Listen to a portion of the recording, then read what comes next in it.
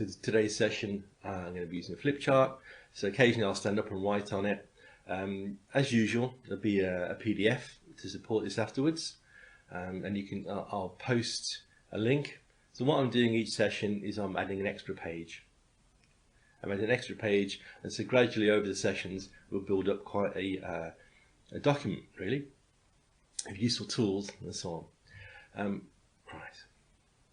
So my name is Mark Peters, and in addition to teaching Tai Chi in the park, I'm also a psychotherapist. So I specialise in working with addictions, OCD, compulsive behaviours, trauma, and anxiety. And this session really is brought to you by Active Parks, which has been sponsored and supported by Sports England to make all these sessions available to you. And the great thing is, these sessions are live now, so you can ask questions. I might not always answer right now, but afterwards when I review and look through, I will answer questions then. Let's see who else is heading in. Hi Jane, hi Marie. Morning from Wolverhampton, eh? I like that. Good for Erdington, Wolverhampton. That's what we're doing so far. Excellent. As I say, these sessions will be live now. You can ask questions. If I notice a question, because it's on a small part of the side of the screen, I will try and answer it right now. But otherwise, after the session ends, I will review through the notes, comments, and answer each one as I can. We will be doing, today I'll be discussing things with acronyms. So CBT, NLP, and ACT. That's Cognitive Behavioural Therapy, NLP, Neuro-Linguistic Programming, and ACT, Acceptance Commitment Therapy. I'll be discussing those as tools. And we're going to be focusing on the idea of cause and effect thinking. And at the end, I'll round up with a self-hypnosis, mindfulness exercise. So again, you can watch now, ask now, or you can watch again afterwards by going on to the Active Wellbeing site, looking on the posts and scrolling through, looking on the videos and scrolling through. Also, lots of these sessions are being added to the Active Wellbeing site YouTube channel, which Taz and the other members of the team will be posting out on the Facebook page, so you can find it, have a look through. We've got everything really, everything from drum and bass, really active, to nice and gentle Tai Chi. And there's going to be sessions this week with myself talking about anxiety today, and I believe Kane's doing one on Friday night, understanding anxiety and not feeding it. That's a good title for it. It's great. All right. So excuse me for leaning forwards now and again. It's to scroll down. Hi Jean. Jean from Northfield, I love it. Okay, great. Now I'll write on the board. So cause and effect.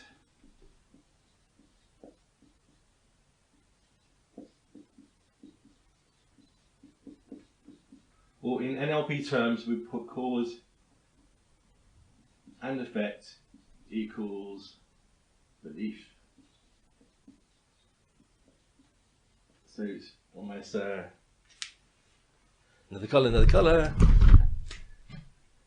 X plus Y equals Z. And what I mean by that is, if you take any kind of statement, X plus Y equals Z. X, the news is causing me to be anxious. I'm an anxious person.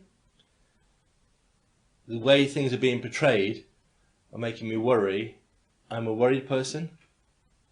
This kind of concept of this formula helps us start to realise that remember, there's nothing about talking therapies that are about good or bad. They're just the structure of how we think. So it's just the same as if you took something that my coach makes me more effective, I'm an effective player. That's the same process. It doesn't have to be a negative thing. It's just that something causes an effect, and that effect builds a belief. Unfortunately, with anxiety, the effect and the belief is I'm an anxious person, I will be anxious, I will worry, I won't be able to cope. All of that is about being at the effect part and the belief part. So the aim really now is to look at, are you at effect or are you at cause? So being affect would be you're being affected by or affected by. So you're not responsible for the way you feel, for the way you're acting. You're not responsible for that. It's being done to you. Whereas when you're at cause, I'll write it down to get it in a nice phrase for myself. Put yourself at cause and take responsibility. Responsibility. Able to choose how you respond. So once you start to put yourself at cause, you can start to change. And we're going to give you some tools around cognitive behavioural therapy to help you work with that. All right. Because I've been at home like all of us, I've been catching up. Let's call it catching up rather than watching TV all day. Let's say catching up on some TV programs that I've enjoyed in the past or that I'd like to see. And I was watching Spider-Man again. Whether you like it or not doesn't really matter. But one of the most famous quotes from Spider-Man that's been built into our general conversation these days is, with great power comes great responsibility. You maybe have heard that, maybe you didn't realise it was Spider-Man. But with great power comes great responsibility. So what I'm going to ask you here with what we're working on is to reimagine those words, is to reorder those words. So instead of with great power comes great responsibility, how about with great responsibility comes great power? And what I mean by responsibility, I don't mean just the word responsibility. I mean responsibility.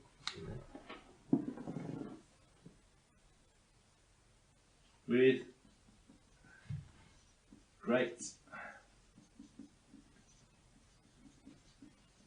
responsibility,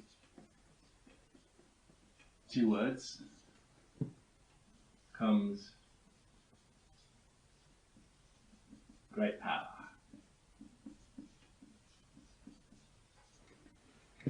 Now how cool is that? With great responsibility comes great power.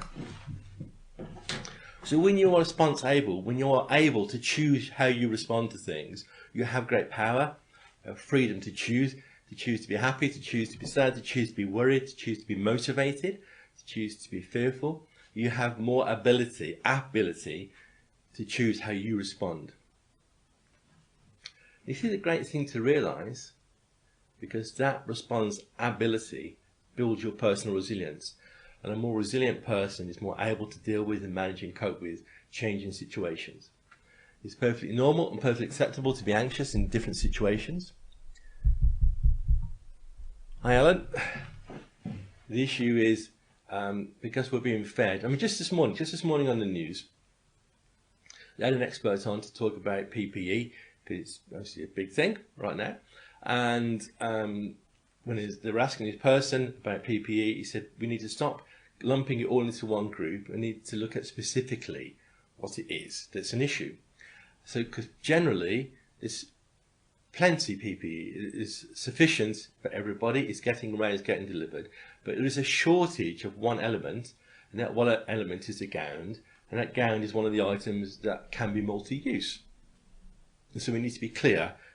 And they said, great, thank you very much. And a second later, the news, same reports said, so in a massive shortage of PPE, the government needs to be held responsible. Just ignoring the facts and creating fear. But when we have responsibility, our ability to choose how we respond to situations, we can look information up on the NHS site, we can look information up on the government site, and choose how we respond and respond accordingly. That's a powerful tool set, the ability to do that. Yeah. Thanks, Abir. Yeah, responsibility. I like it too. It's one of those things that pops in your mind and you think, oh, cool, how cool is that? All right. Now, there's one of these quotes that's been around for centuries, and you hear phrases like, it's not the thing that's stressful, it's your response to the thing. Because I like to look stuff up and find out history and things like that, I found the earliest reference to this kind of phrase so far. You might find somebody earlier, but the earliest so far is Marcus Aurelius in his book Meditations. And he said, if you are distressed by anything external, the pain is not due to the thing itself, but your estimate of it. And this you have the power to revoke at any moment. Remember? It's not the thing itself, it's your estimate of it. And in this you have the power to revoke at any moment. So once we start to do this, we're learning tools that would be attributed to things like CBT. Because once we are response able, we can choose how we do what we do, how we think what we think. Maybe some of you are aware of cognitive behavioural therapy. Right, so I'm just going to rub this out so I can keep towards the top of the board.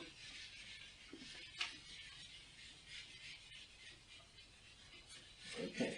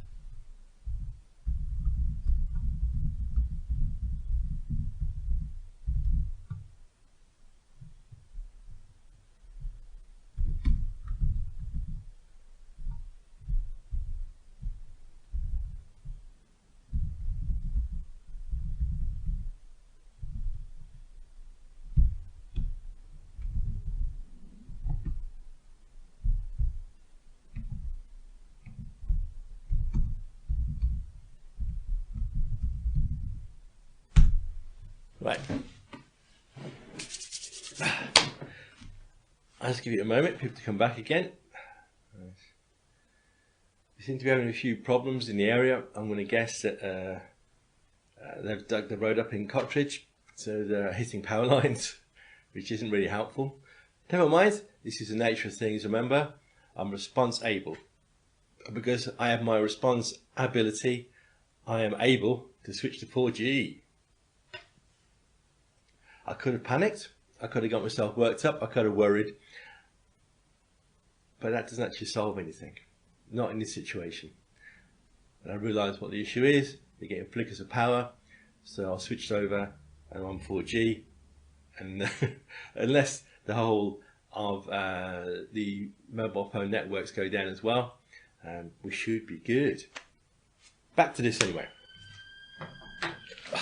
Here we go, there's a clue. All right. So what I was saying is Viktor Frankl and his books Man's Search for Meaning. This is like 40s, early 50s. Hi Kane, I'm back on again. All right. So cognitive behavioural therapy has a model ABC, which I'll draw up on a board in a moment, so you're able to start to use it yourself. But this came from Viktor Frankl's earlier work, and he goes back to that responsibility. He said, between stimulus and response, there is a space, and in that space is our power to choose our response. In our response lies our growth and our freedom. That's great. If you think about that, just say it again. Between stimulus and response, there is a space, and in that space is our power to choose our response. In our response lies our growth and our freedom. That simple yet powerful quote really is what the ABC model is about. So we've got the A, B, C. We've got the activating agent. Let's call that the trigger. Big trigger. So there's an activating agent.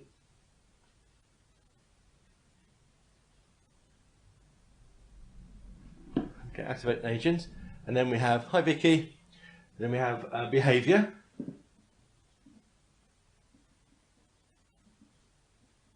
And we have consequence.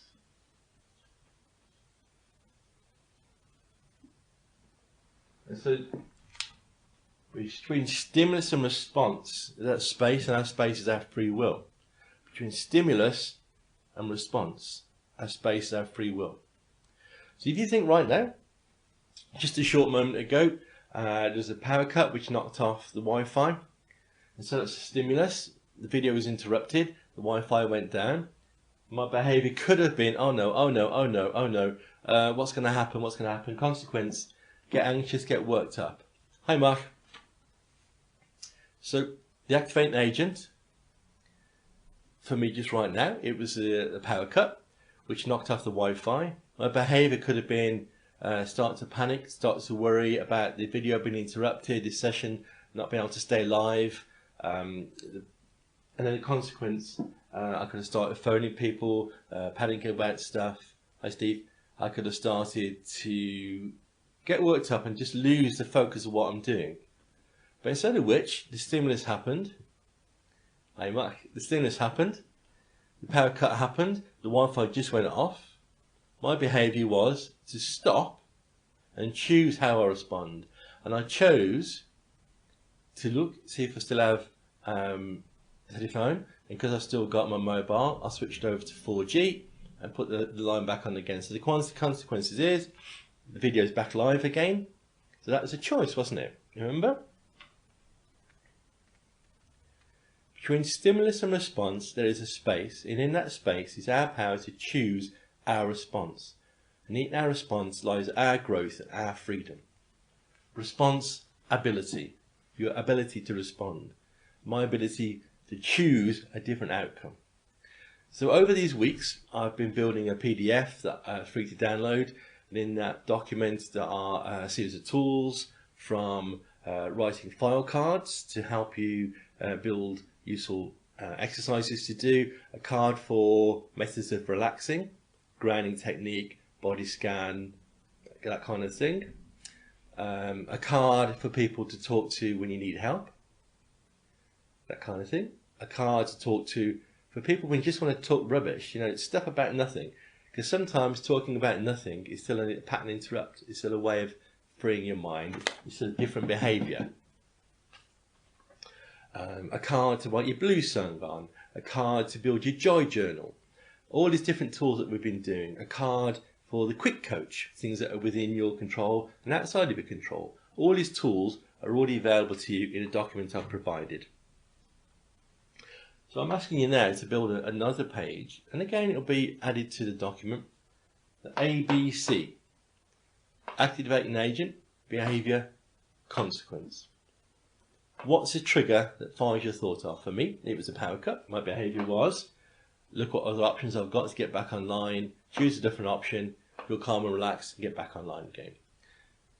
If your activating agent is the news, if you're watching the news all day long, or you're watching the fake news on social media and you're believing that's the truth, you go on, you see the stimulus of the,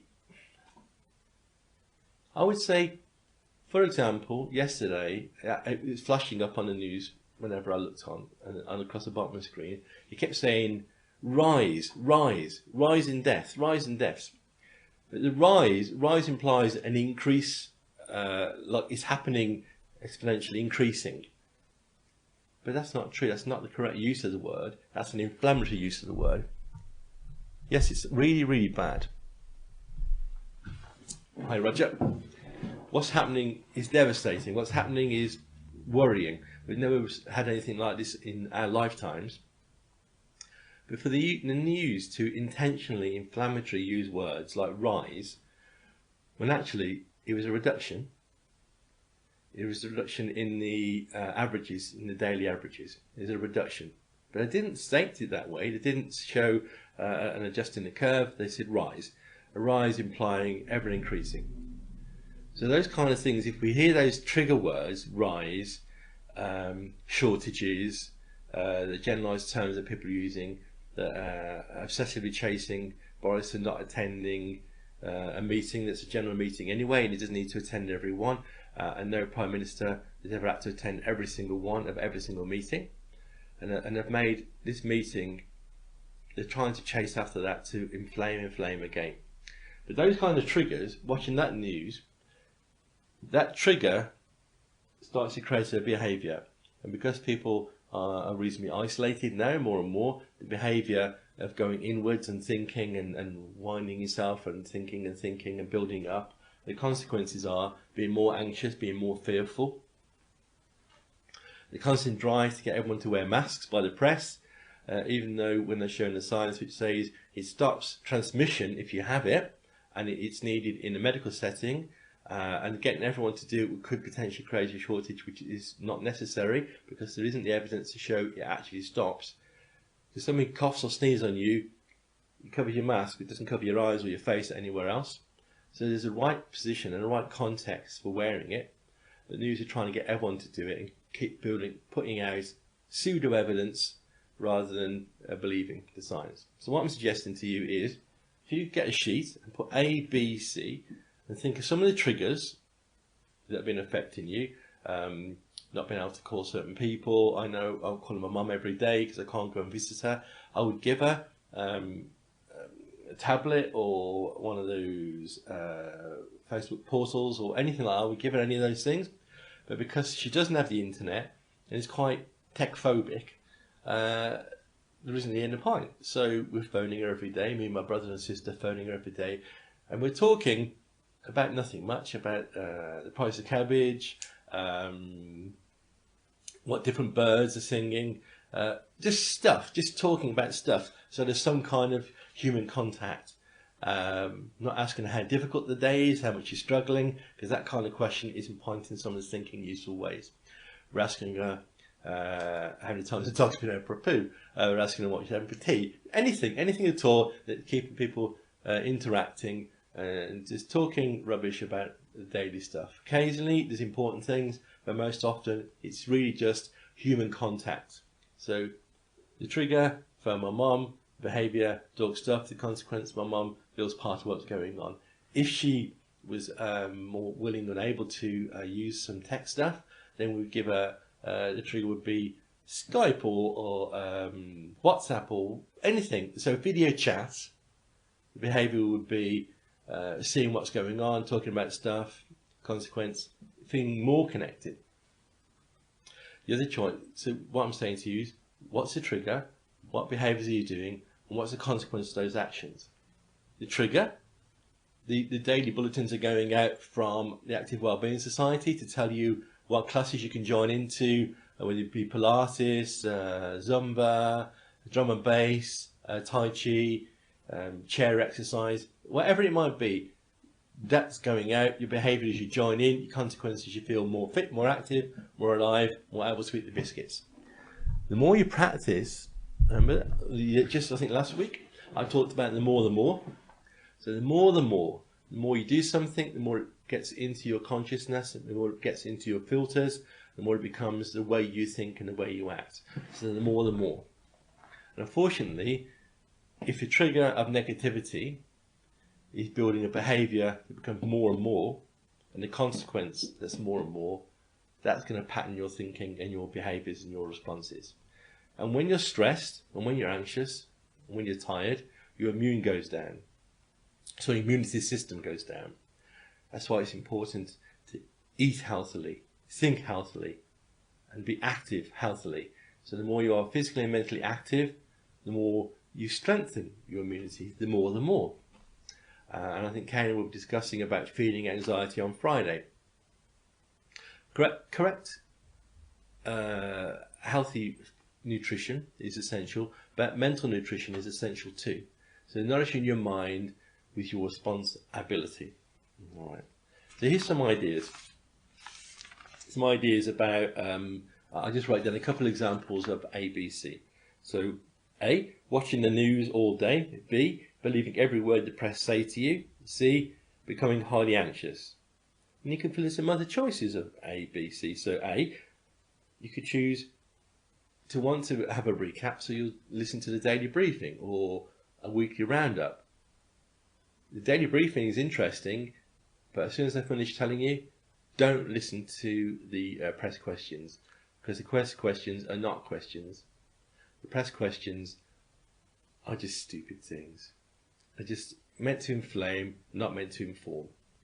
So if your behaviour is, I'd like an update, the trigger is, the daily briefing comes on, your behaviour is, I watch the information, and as soon as it comes to the press part, I switch off. Consequences is, I can go in the garden, cut the grass. Consequences are rather, I feel more informed, but I don't need to get caught up in what in effect is, my wife's decided to call it swear TV, because when I start saying these things, you start swearing at it. And that's quite cathartic, but not necessary. So start to develop new behaviours. Okay. At the beginning, I mentioning 3 approaches. So there is cognitive behavioral therapy, neuro-linguistic programming, and acceptance commitment therapy. The CBT is the big one the government, the NHS uses a great deal because it's cognition, behaviour, your behaviours, and a therapeutic approach to help you change them, realising what your triggers are, the A's, and then affecting the B's and affecting the C's and so on. And I like to think of CBT as kind of NLP light. NLP I find is more involved, but that's entirely up to you. It's not compulsory. It just helps you understand how you think, why you think that way, and that it's a process. That you're not broken as a process. What I do like is a model called ACT, which is Acceptance Commitment Therapy. Now, it is not a new, wonderful approach. What it is a framework that uses or can use mindfulness, hypnotherapy, coaching, CBT, counselling, NLP. You can use any of those tools within that process because it's literally a Buddhist concept of acceptance and commitment. So accept that there is suffering in this world, there is pain, and commit to what you want to achieve. Okay? So dwelling on problems doesn't help. Understanding and moving forwards, commit to what you want to do instead. And the next time I'm looking to talk about mental toughness and grit and mindset. But that being the next session. Now, some of you may have heard of the Lord's Prayer. I'm not saying the Lord's Prayer. Oh, okay, I'll give it a go again. Serenity Prayer. Some of you may have heard of Serenity Prayer. My first memory of the Serenity Prayer wasn't by going to church or anything like that, or religious education at school. No, my first memory of it was on holiday in Blackpool and buying one of those trinkets, which is just like a little glass frame with some words written on it. And the words written on this glass frame, I think I bought it from my mum or my nan, I can't remember at the time. But it's a powerful, meaningful thing. And so the most often quoted aspect of the Serenity Prayer are these 4 lines. God, grant me the serenity to accept the things I cannot change, the courage to change the things I can, and wisdom to know the difference. Okay, it's called the Serenity Prayer. Those are the 4 lines. I'll say them again. God, grant me the serenity to accept the things I cannot change, the courage to change the things I can, and the wisdom to know the difference. And actually, the prayer has got more lines than that, so I'm going to read you a few more lines from it. So it continues. Living one day at a time, enjoying one moment at a time, accepting hardship as a pathway to peace, taking this world as it is, not as I would have it, so that I may be happy in this life. That's powerful, isn't it? Living one day at a time, enjoying one moment at a time, accepting hardship as a pathway to peace, taking this world as it is, not as I would have it, so that I may be happy in this life. Now that process is a powerful tool. That thought, that prayer is a powerful affirmation. You can look it up or you can just listen to it on this. And I will recap it at the end. I will recap it. Because my aim to move forwards after this is I'm going to take us through a self-hypnosis, mindfulness, visualization, meditation, whatever you like to call it. It's a process where you can relax and you can help your unconscious mind reflect and learn.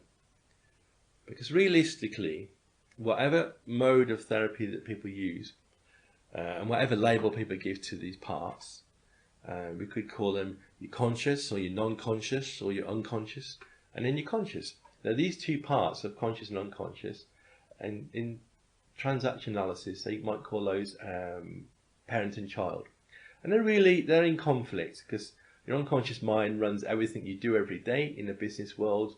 Mark, you might think about this, is your back office or your staff. They run everything every day. That's your unconscious mind, your primitive brain, however you want to refer to it. That runs everything, your blinking, breathing and everything. But it's reactive and it builds on experience. So it believes it knows what it's doing because it's had experience. Whereas your conscious mind is the intelligent mind, and this part of your mind is objective, non-judgmental, and learns. Now this part is supposed to teach this part. But often they argue. They argue with each other. This bit says, don't do that. This bit says, yes, you should. There's no need to worry. Let's think of what we can learn. Let's look at a different behaviour. No, let's panic. Let's do it. Let's run away. It doesn't know. So this bit is supposed to teach this bit. And the easiest way to teach this bit is through relaxation, meditation, self-hypnosis, mindfulness. So quiet talking therapy that allows your unconscious mind to reflect, like telling stories to children. So when we get ourselves into a neutral, calm state through your grounding exercise, your mindful exercise, when you get yourself into that calm, neutral state, your unconscious will listen. And in that calm, neutral state, you can tell it the story or give it the suggestions. To breathe. Have you noticed that they're talking on the news a lot lately about when people are isolated and they can't go out? And so they're now in the mental health teams, they are taking people on relaxed journeys through nature. Walks on the beach, views through a field. They're asking them to find things in the garden like pieces of bark or grass or flowers or insects, and then they're building those thoughts into this story.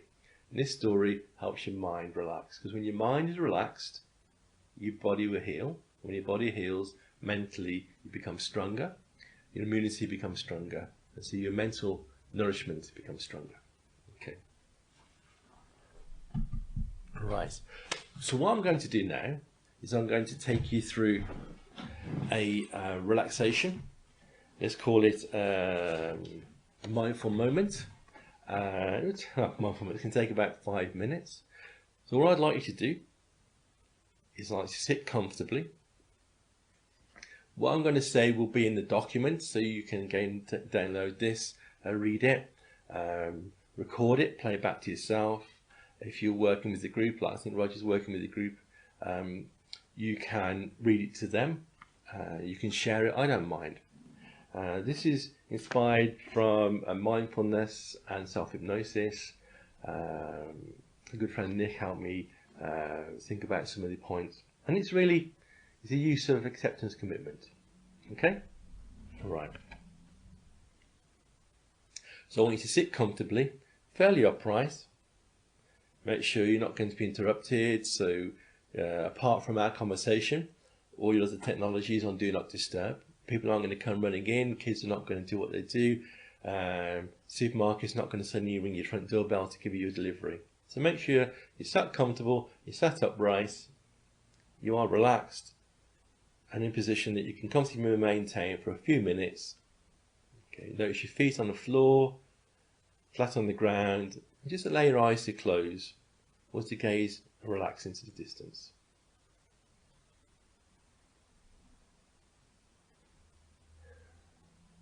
Take a few moments to notice how you're sitting, your position, the weight of your legs, the weight of your arms,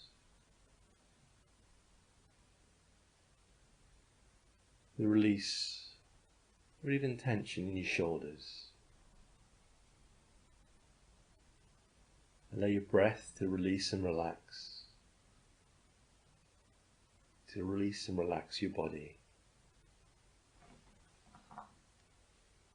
Now shift your attention from inside to outside. Aware of the sounds around you. Maybe even the air on your skin, your clothes against your body.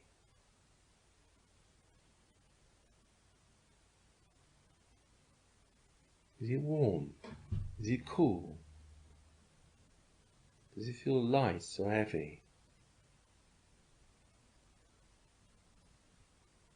Aware of the space that you occupy, and even the space that you're in. Maybe you notice that your mind has wandered, which is going to happen. So bring it back to the sounds around you. It is important to recognize that noticing your mind has wandered is a sign of being mindful, being aware, because it's all about awareness.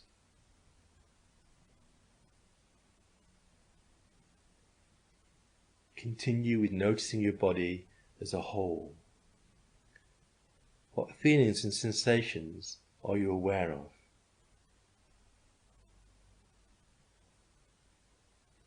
So I'd like to invite you to consider the idea that there is a part of your mind that can be aware of everything that you see, hear, feel, smell, taste, think.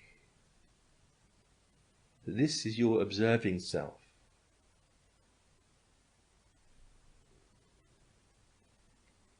Sometimes it can be helpful to imagine that your life is like a movie on a screen, or a play on a stage that you can sit back and observe.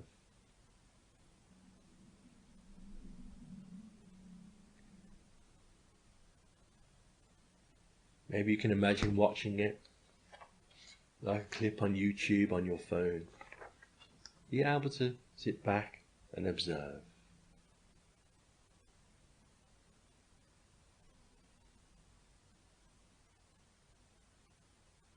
Now just think for a while. Think why you are here. What brought you here today? Maybe there's something very important to you. Perhaps you're not consciously aware of it yet. Maybe it's your own development, learning new skills. Perhaps your mental and physical well-being. Spend a few moments letting your observing self look at you. Look for and clarify what brought you here today.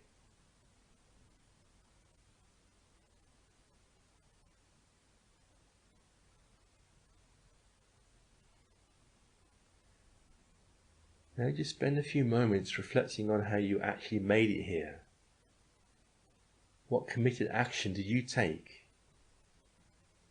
How did you commit the time? Perhaps you rearranged things or asked for help. Perhaps it brought up something discomfort or some upset, and yet here you are.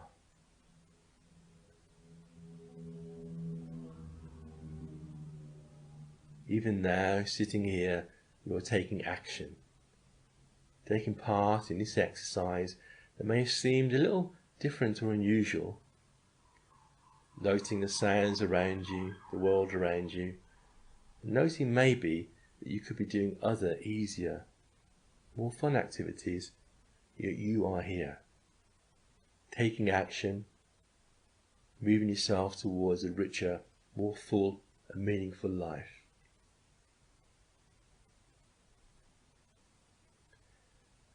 Once again, bring your attention back to your breathing. Notice a gentle flow of your breath, naturally in and out. You don't have to do anything. Your breath just breathes itself.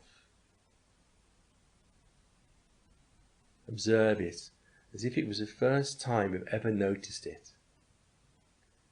As if breathing is a new thing. Allowing yourself to be more fascinated. If your mind wanders, just gently bring it back. As you allow yourself a little time to appreciate this experience.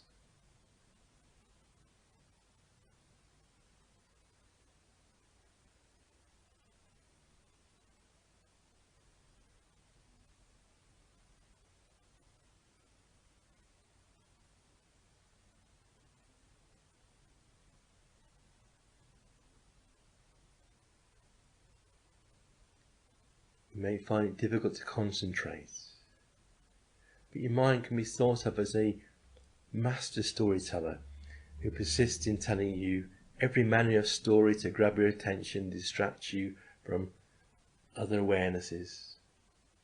So smile and allow yourself to be aware of this. That you can choose to listen to the stories or just consider them as background sound, like the TV or passing traffic.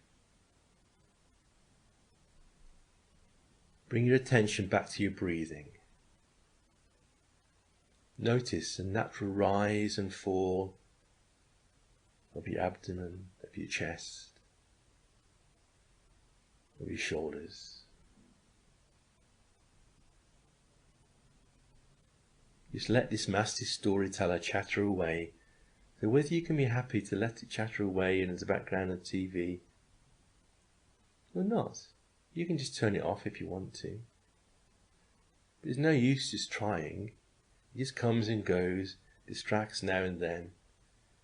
The key thing is to notice, smile, and bring yourself back to your breath.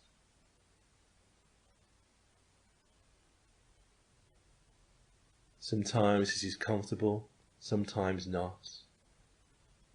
Notice how naturally you can allow those feelings to just be. Don't try to control them in any way. Just accept them. And gradually, as you continue to relax, you may find those thoughts and feelings drifting like leaves on the stream or clouds in the sky, as we allow a little time to appreciate this experience.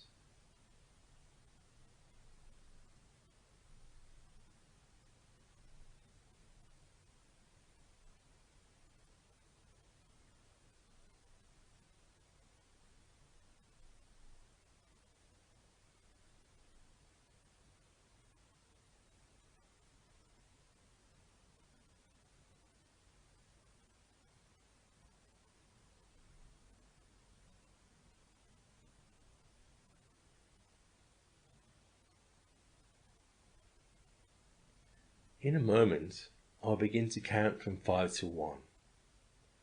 And as I do, you can begin to become more aware of where you are, the space around you, the space you occupy, and how relaxed you're feeling. 5, 4, 3, more alert.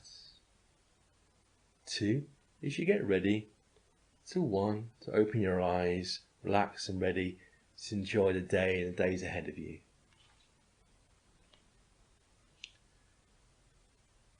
Remember, when there's a trigger, the A, the activating agent, you have a choice of how you behave. You have a response ability, and that ability to stop, to pause, to use one of the tools that I've shared with you, so that the consequences, the outcome, is different for you. Because with each change, the more you practice, the more able you become. The more you relax, the more you choose, the more able you become. So thank you very much. Hope you enjoyed the session today. What I'll do is I'll look to download the couple interrupted sessions that happened, clip them and make one video, so that we can see the whole thing. Enjoy the day. Have a great one. Bye for now.